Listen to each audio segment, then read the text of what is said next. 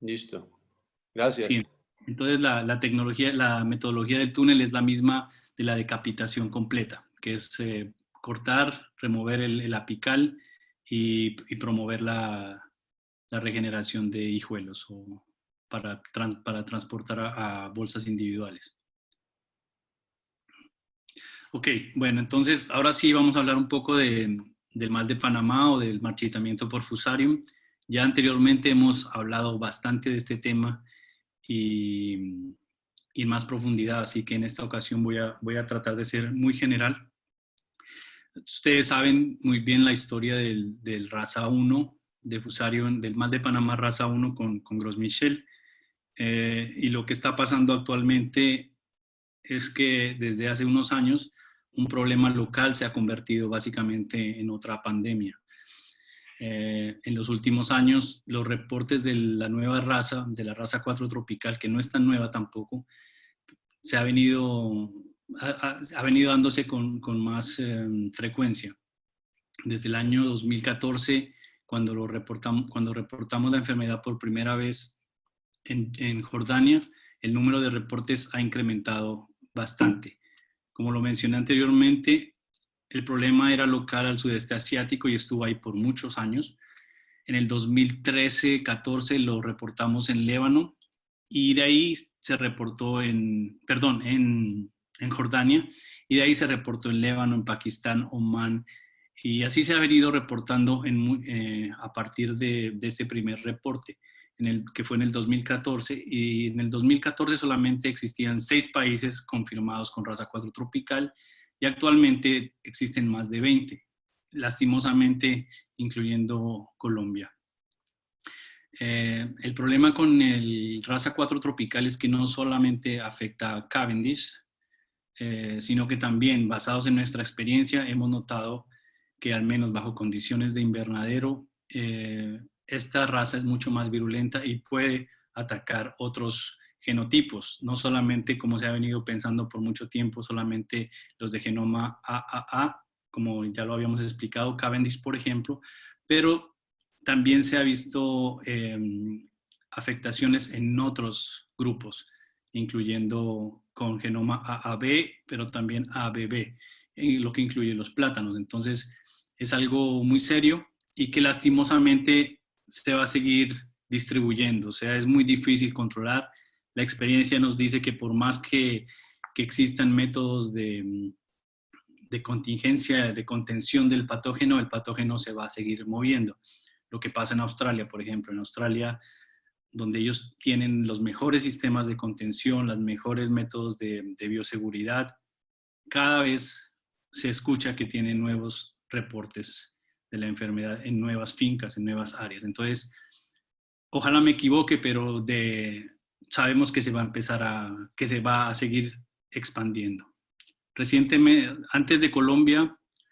después de Colombia, se reportó en 2 lugares más, recientemente en el 2020, que fue en las Islas Mayotte del territorio francés, y también en Turquía en 2020. En Colombia fue en el año pasado, y actualmente 2 incursiones más.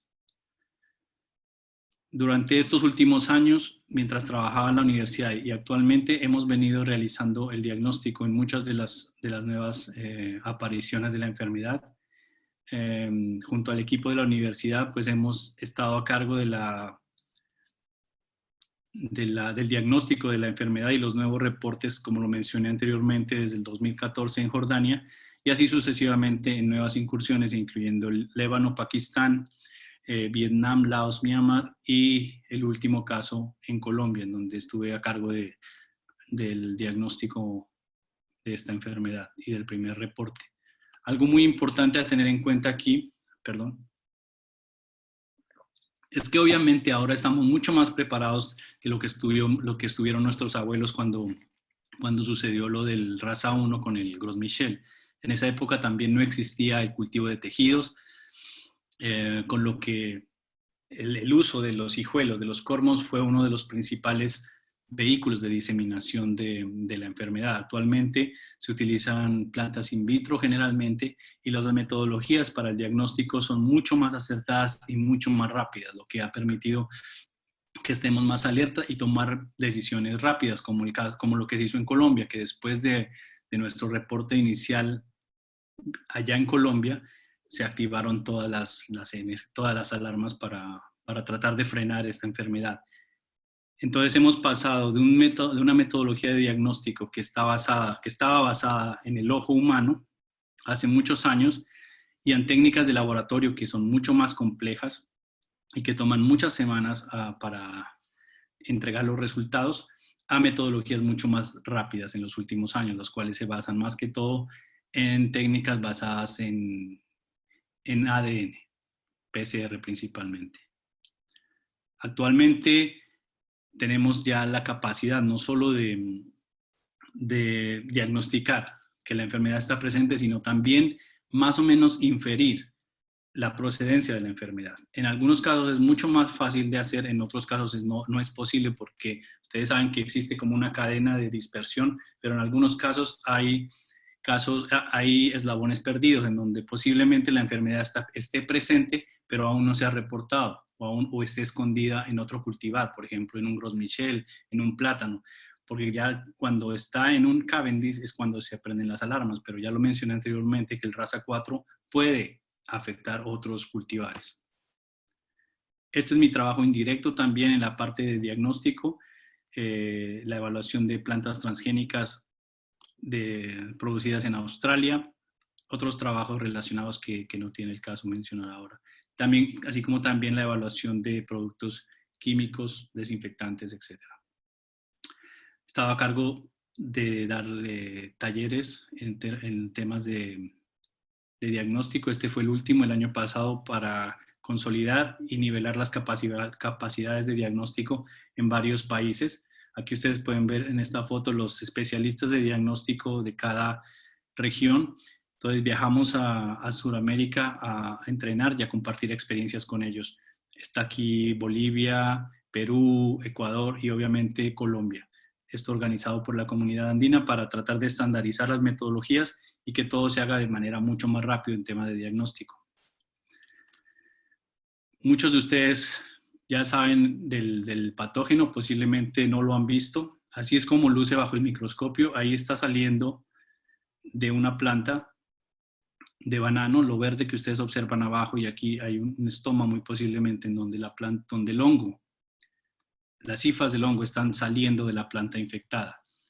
Estas son las hifas bajo el microscopio.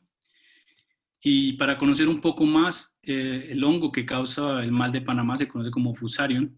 De hecho, el género Fusarium incluye muchísimas especies de hongos que viven en el suelo, que son endófitos, también pueden ser saprófitos, pero también patógenos, como en el caso del Fusarium del banano.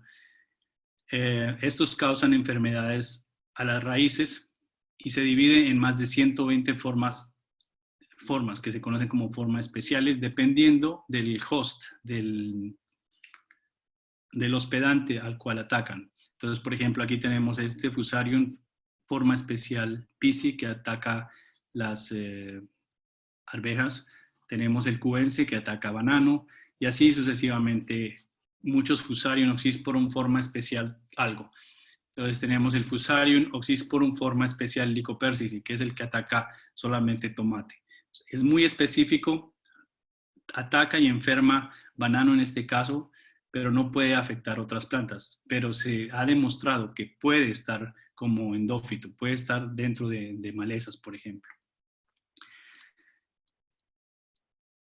El Fusarium del banano es el agente causal del marchitamiento por Fusarium o el mal de Panamá. Hasta hace unos meses se conocía como Fusarium oxysporum forma especial cubense, pero les recomiendo que se lean este artículo de Mariani 2018, en el cual se hace una reestructuración de toda la taxonomía del hongo, en donde se logró reclasificar el hongo, la cepa específica del Rasa 4 tropical, con un nombre distinto, que es Fusarium odoratissimum. Entonces, si escuchan ese nombre, Fusarium odoratissimum está haciendo referencia al raza 4 tropical. Se han descrito por muchos años de manera clásica 4 razas y se han descrito también más de 24 grupos de compatibilidad vegetativa. Este patógeno es muy difícil de controlar, principalmente porque está en el suelo. Ustedes saben que de hecho cuando tenemos un patógeno en una hoja es mucho más fácil de controlar, pero si tenemos el patógeno en el suelo es muy difícil. Hay muchos productos que funcionan para matar Fusarium en condiciones de laboratorio, pero ya transferir eso al campo es realmente difícil porque el producto debe estar en contacto con el hongo. Y si eso no pasa, la eficiencia del producto no va a ser la esperada. Entonces se puede decir que hasta el momento no existe un control. Y lo peor de todo es que se disemina extremadamente fácil. Se disemina siempre y generalmente cuando está en el suelo.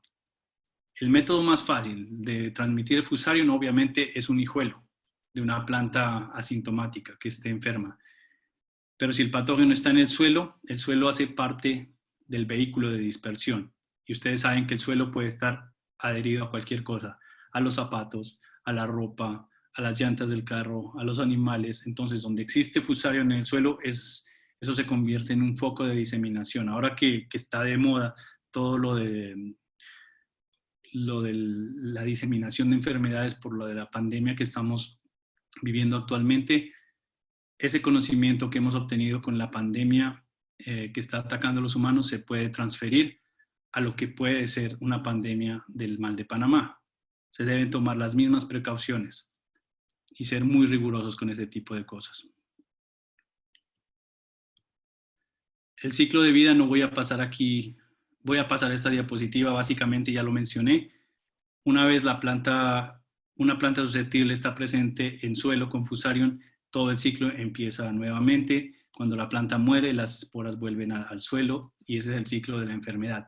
El problema con Fusarium es que es una enfermedad policíclica que puede pasar muchas veces en el año. Eso hace difícil establecer una medida de control basada en condiciones de prácticas culturales, por ejemplo, porque siempre va a haber un inóculo presente. Una vez está presente en el suelo, es virtualmente imposible eliminarlo. Así les digan que esté erradicado, ahí está.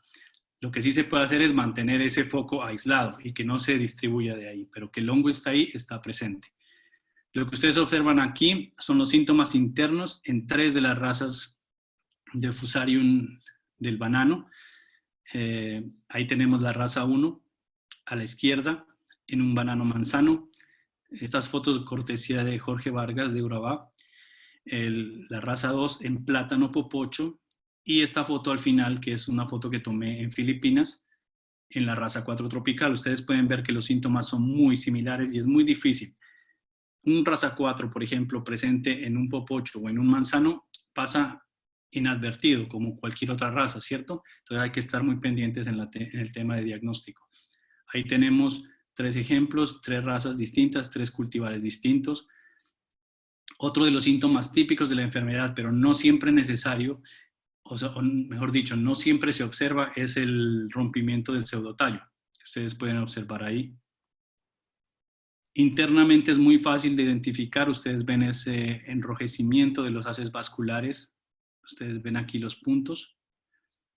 Pero obviamente esto ya se observa cuando cortamos una planta infectada. Las razas están definidas por el hospedante al que atacan. Para mencionarlo rápidamente, la raza 1 fue el causante de la epidemia anterior con el Gros Michel. Raza 2 se habla de que afecta solamente cultivares de ABB, Blue Go, por ejemplo. Y la raza 4 que se divide en 2. Aquí están los grupos de vegetabilidad, de compatibilidad vegetativa. Es una técnica que nos permite, para ponerlo en términos muy simples, identificar a qué raza podría pertenecer una cepa desconocida.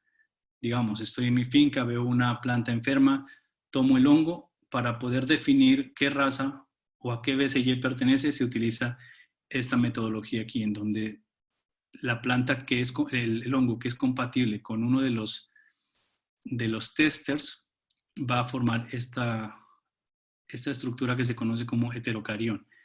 Entonces se podría decir que ese de aquí, por ejemplo, que fue una de mis cepas desconocidas, formó este heterocarión al entrar en contacto con este BCG 1213, que es el raza 4 tropical.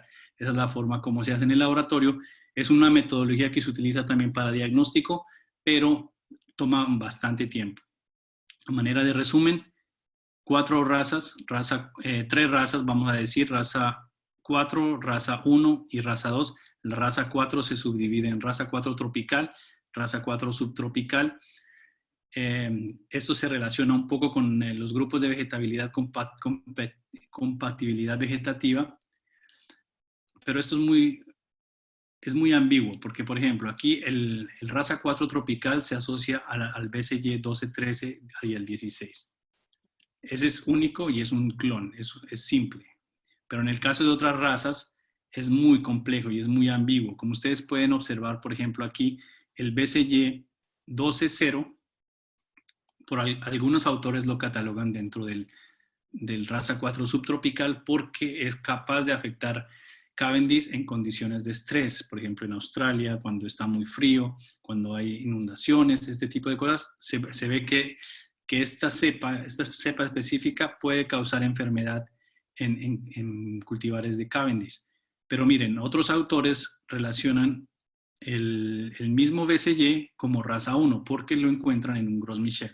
Entonces, es muy ambiguo y por eso actualmente se está todo enfocando a la parte de genética, de genomas y de secuenciación. Aquí vemos otro ejemplo, el 12.4 también se ha clasificado como subtropical, como raza 4 subtropical, pero también está presente como raza 2, el 12.4. Actualmente todo se hace con marcadores moleculares y con secuenciación. Aquí ustedes pueden observar que el raza 4 tropical, BCG 12, 13 y el 16 es solo uno. Y todo lo que ustedes observan en amarillo está asociado a la raza 1. Entonces es muy fácil para la raza 4 hacer un diagnóstico porque es solo uno, pero cuando se habla de raza 1 es bien difícil realizar un diagnóstico. Hay una guerra de los clones aquí. Tenemos un clon por un lado que es el banano y en el otro lado tenemos un clon que es el raza 4 tropical. También les recomiendo que lean este artículo de Ordóñez 2015 en donde se habla de este tema en profundidad. El impacto es bien grande. Dependiendo del área va a ser más grande o mucho más grande que en otras partes. Aquí vemos fotografías tomadas en Jordania. En Jordania no hay grandes extensiones de banano como en el caso de Colombia, por ejemplo, pero ustedes pueden ver todo este amarillamiento aquí. Y acá en el otro lado miramos algunas fotografías del caso de Pakistán y Líbano. Todo eliminado, como ustedes pueden ver acá. Lo mismo en la región del Mekong, Laos, Myanmar, Vietnam, en donde prácticamente Cavendish ha sido el vehículo de diseminación de la enfermedad entre los bordes. Cuando se comparten semillas, en este caso hijuelos, se produce este tipo de cosas. El caso de Colombia, ustedes ya lo saben, se reportó el año pasado, actualmente está presente en 7 fincas que están en cuarentena también. Se han eliminado varias hectáreas ya y se planea pues eliminar un poco más. También hay un artículo con respecto a este tema y lo pueden observar en más detalle. ¿Qué hemos aprendido del pasado con respecto al raza 1 y al Gros Michel? En realidad muy poco, porque lo mismo que pasó con ese cultivar está pasando actualmente. La historia se repite con el Cavendish.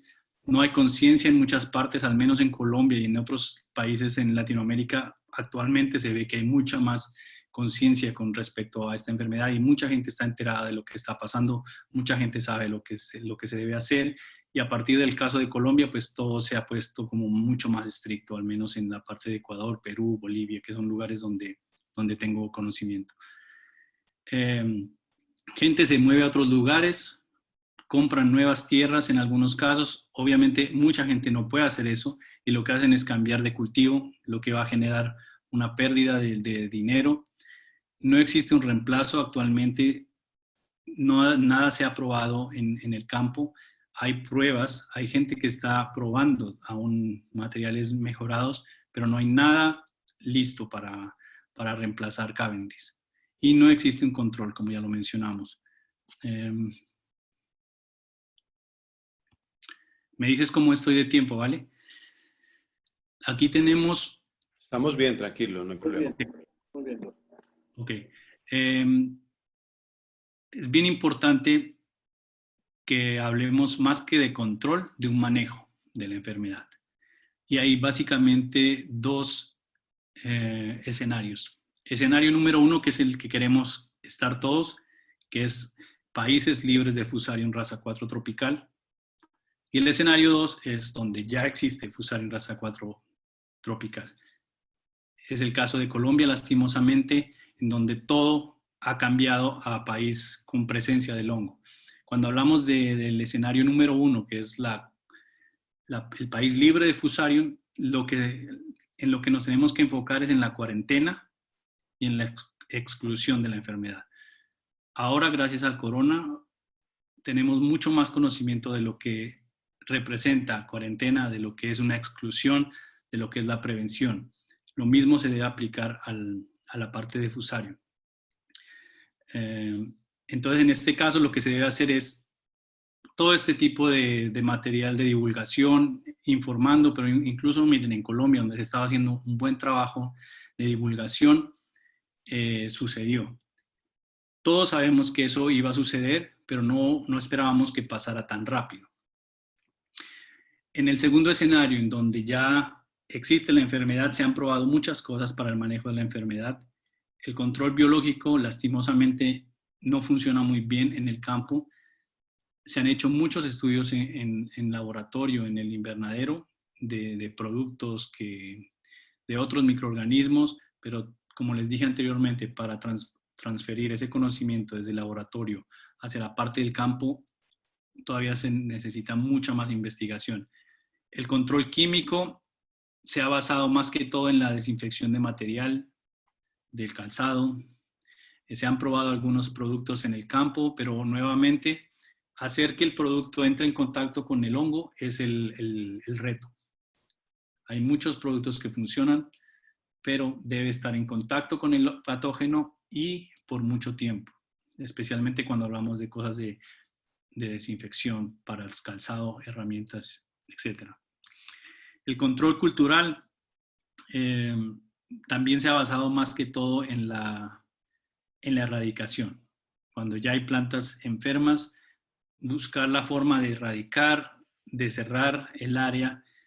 Hay varios tipos y en cada país se hace de manera distinta. Es muy distinto lo que se hace en Australia, por ejemplo, a lo que se hace en Filipinas, lo que se hace en Colombia actualmente, que es una combinación de muchas cosas. Entonces en mi opinión, es algo que se debe establecer para cada una de las regiones y de las áreas una vez suceda esto, porque obviamente es muy difícil venir con un protocolo para para todos los casos. En el caso de Colombia nos dimos cuenta que muchos de los protocolos establecidos en realidad no sirven y que se deben hacer al momento de tener este problema.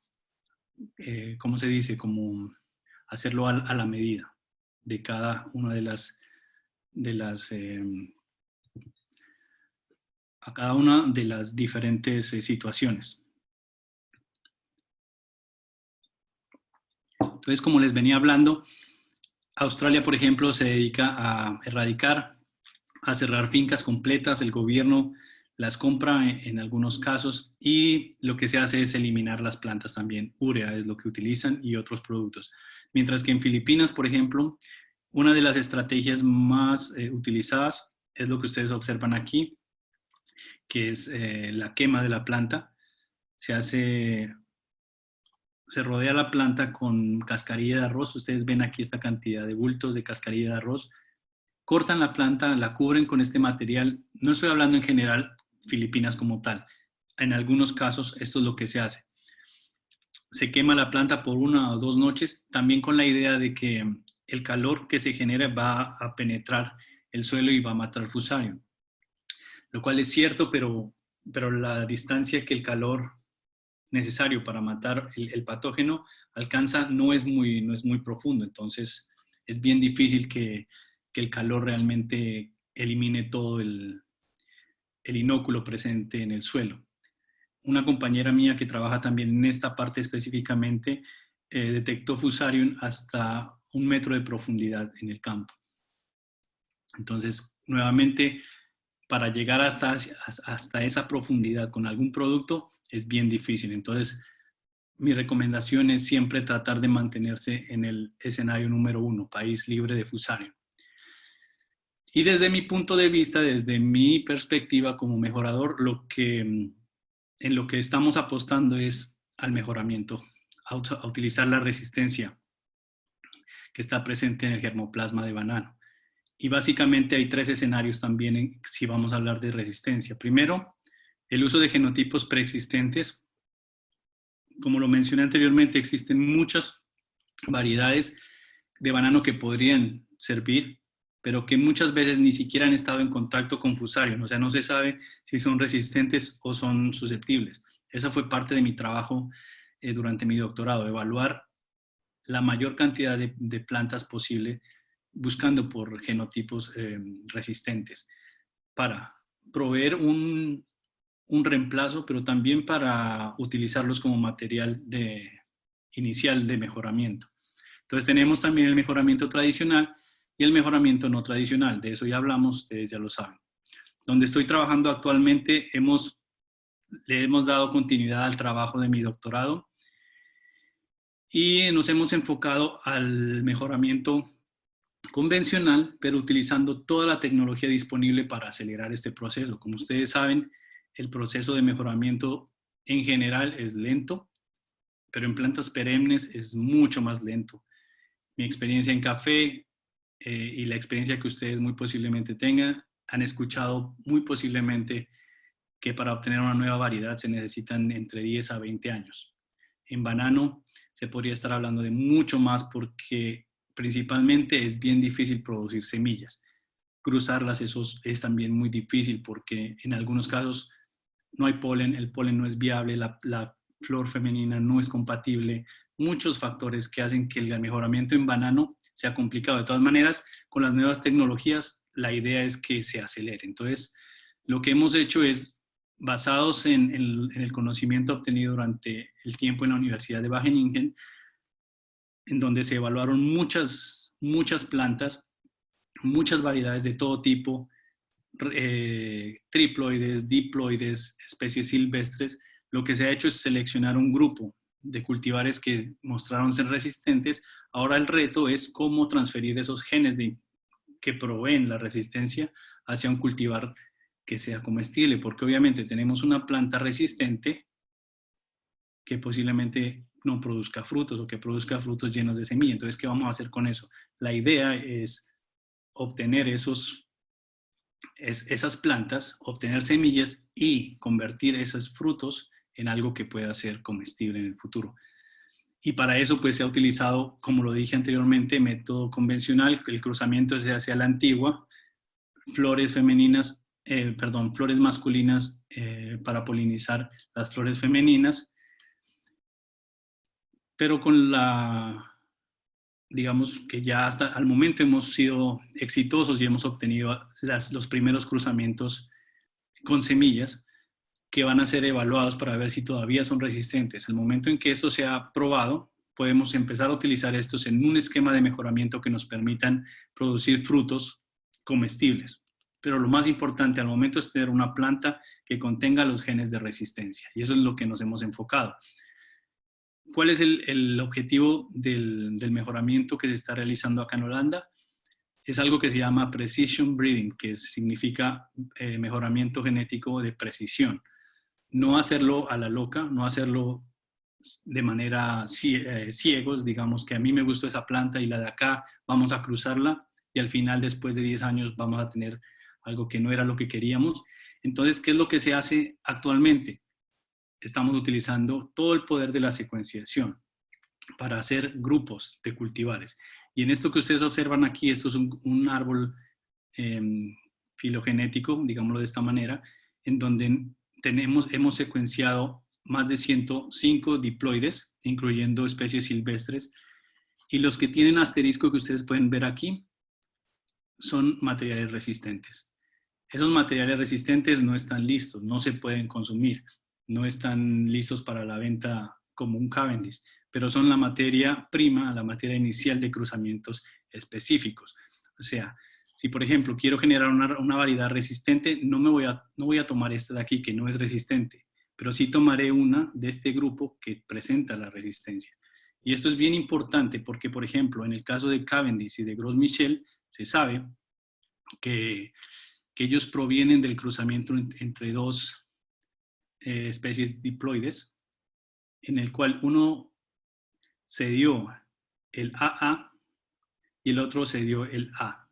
Entonces tenemos por eso el triploide. Esto es mucho más complejo, obviamente, desde la parte genética, pero para ponerlo de manera muy sencilla, esto que pasó con Cavendish y con Gros Michel, que se obtuvieron a partir de la unión de dos primos, digámoslo así, se puede tratar de repetir, tratar de hacerlo, pero no vamos a tomar las que no tienen resistencia, sino las que tienen resistencia. Y de esa manera obtener variedades resistentes. Nuestra idea en el futuro es tener algo así, como en esta foto, pero en bananos. O sea, no solamente el banano que tenemos acá en Europa, que es el Cavendish, sino tratar de incrementar la diversidad. ¿Por qué no una banana roja que ya existe por allá? ¿Por qué no un banano naranja, un banano más grande, un banano más pequeño? No importa, incluir la diversidad, pero siempre y cuando se mantenga la resistencia y obviamente la calidad del fruto. Con esto doy por terminada mi presentación. Como conclusiones, para que tengan muy en cuenta la pandemia actual, no la de coronavirus, sino la del Panamá, la de la enfermedad del Panamá, está causada por un clon. ¿Qué quiere decir eso? Que la misma cepa que se originó en Indonesia es la misma que se ha encontrado en todas las partes donde se ha reportado la enfermedad actualmente. No es que en un momento a otro un raza 1 se convirtió en un raza 4 y empezó a afectar, no. Es el mismo raza 4 el que se ha venido moviendo. ¿Y cómo se ha venido moviendo? Con los humanos, obviamente. Entonces, es bien importante que tengan en cuenta eso. Los protocolos deben ser aceptados y tratar de estandarizar todo, protocolos tanto de seguridad como de diagnóstico. Algo que es importante y que quiero que tengan en cuenta es que la resistencia existe, o sea, no todo es susceptible a raza 4. Hay materiales resistentes y esto nos da esperanza, obviamente. La eficiencia de las medidas de control es muy pobre, incluso si se tienen la mayor calidad en control, el patógeno va a seguir expandiéndose. Y hay muchísimos mitos, muchos mitos en la parte de banano, en la parte de investigación, y todo eso tiene que ser probado científicamente. Eso es para otra charla y ya lo veremos más adelante. Con eso, pues termino mi presentación. Muchas gracias por su atención y si tienen preguntas, con mucho gusto.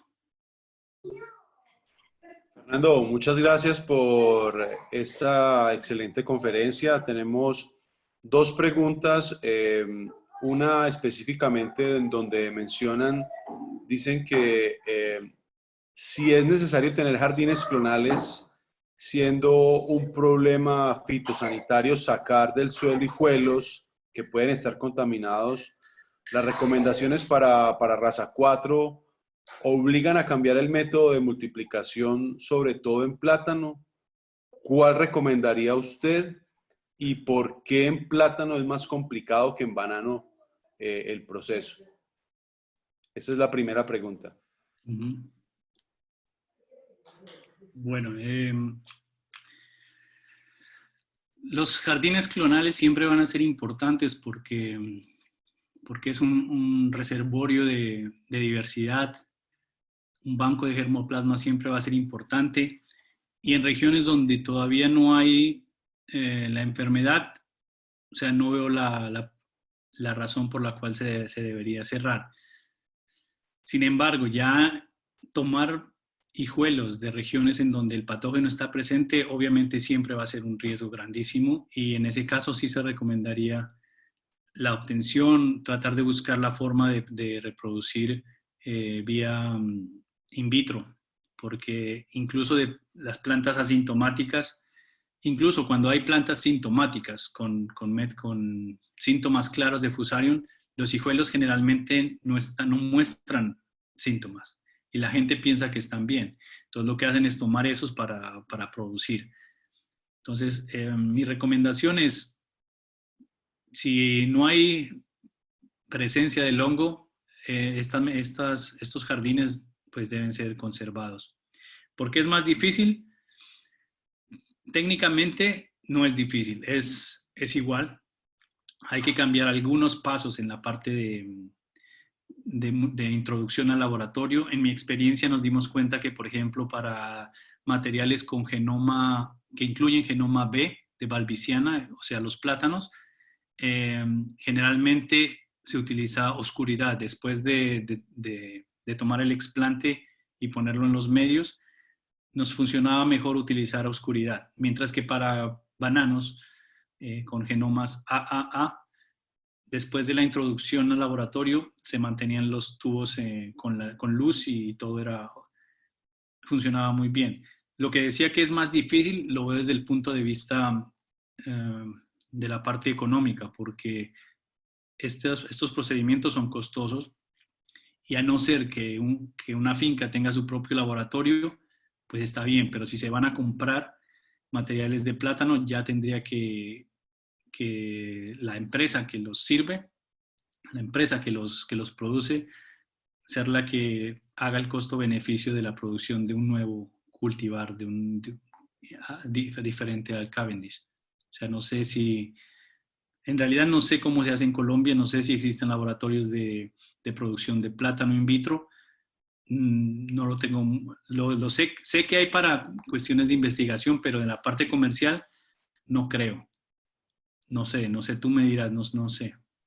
Ok, no sé, aquí sí hay algunas personas, algunos laboratorios, pero son encargados realmente. Tenemos Exacto. otra pregunta que dicen si conoces de arbences que puedan hospedar a FOC, raza 4, y Sí, si de acuerdo a la presentación que haces, hay algún método biológico que de cierta manera pueda disminuir los efectos de esta enfermedad. sí. Bueno, con respecto a eso, creo que tengo una diapositiva.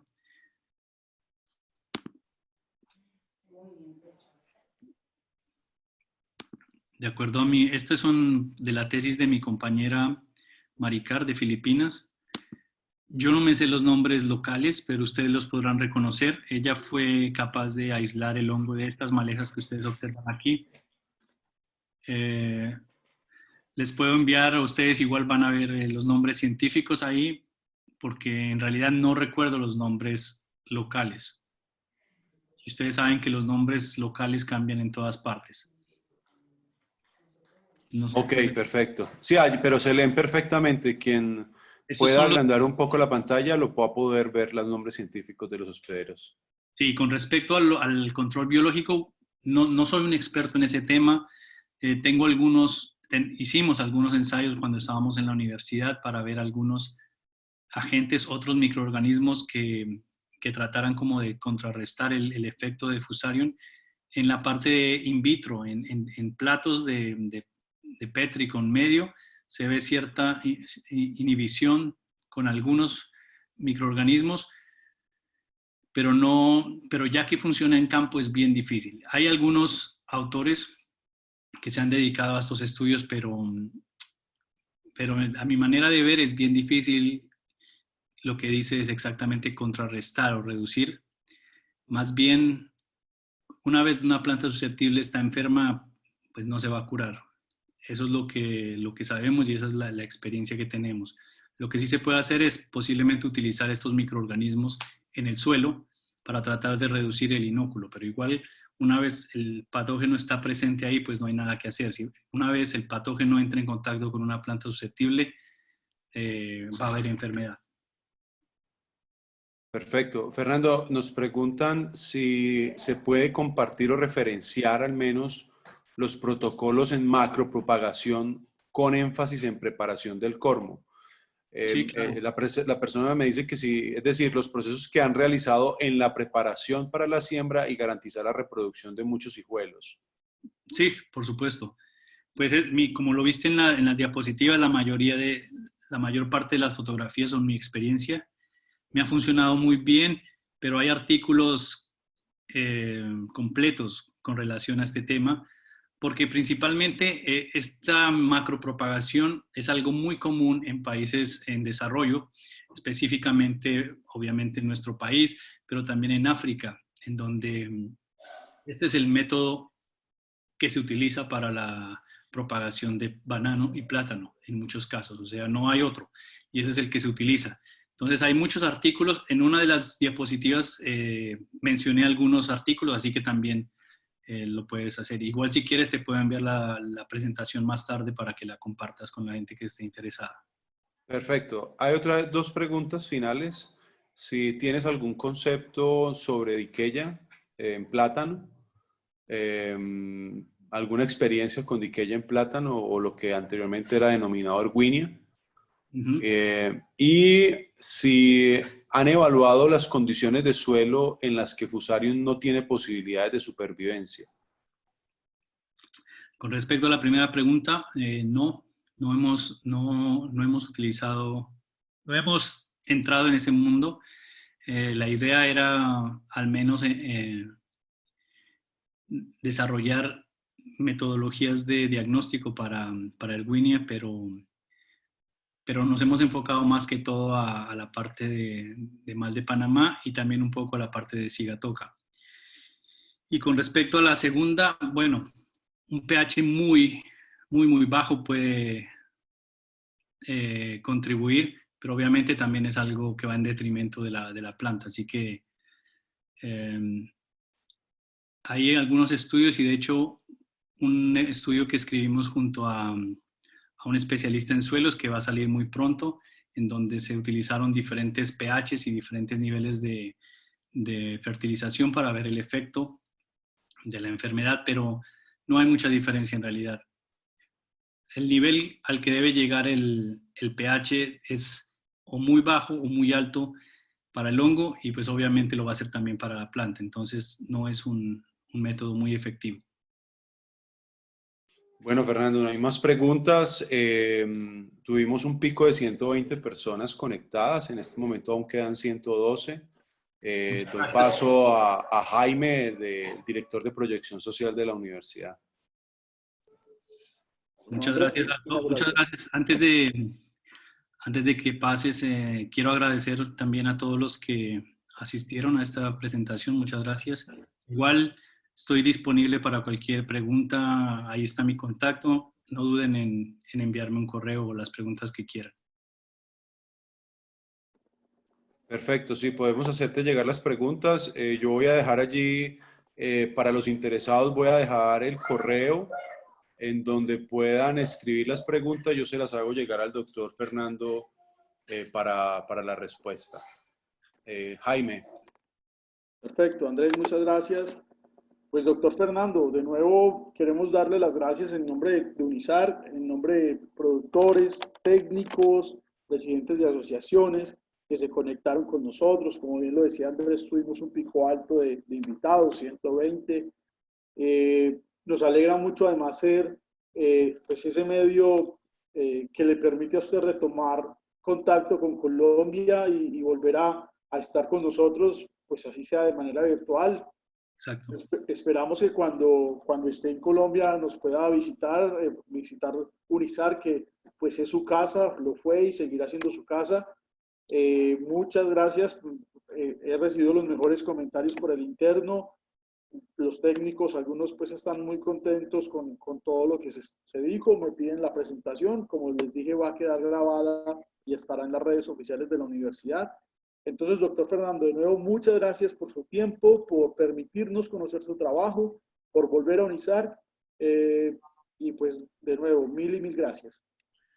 Sí, igualmente, muchísimas gracias a usted y a todos los que asistieron, especialmente a Andrés por la constante comunicación que tenemos. Muchísimas gracias a todos los que asistieron y pues acá seguiremos trabajando. Lo hemos hecho durante los últimos casi 8 años y la idea es ayudar y contribuir con conocimiento, muy posiblemente con soluciones y con todo lo que sea necesario. Así que muy orgulloso de volver a esta institución, muy contento y ya, igual, muchas gracias a todos. A usted, doctor. Fernando, muchas gracias. Muchas gracias. Muchas gracias a todos. Jaime, doctor Fernando, muchas gracias a todos. Muchas gracias por la asistencia. Pronto les enviaremos una nueva invitación para el próximo 5 de mayo. Que tengan un gran día. Bueno, Feliz día. Muchas gracias para todos. Bueno, Hasta gracias. luego.